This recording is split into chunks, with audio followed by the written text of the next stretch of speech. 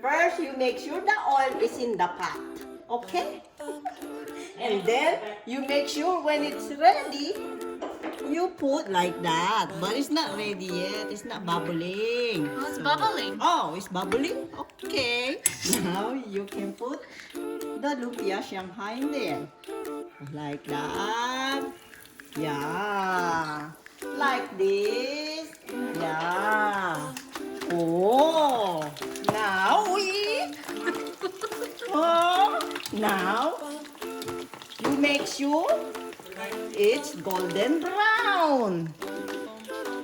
That's how you know it's cooked. Okay? Alright. Then, when it's ready, you need to make sure you put paper towel in here to drain.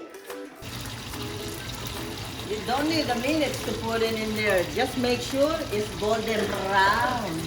Okay? Alright, now this is ready. See? That's how you can tell they're already ready. Look, they're golden brown. Now, you have to make sure. Put it here.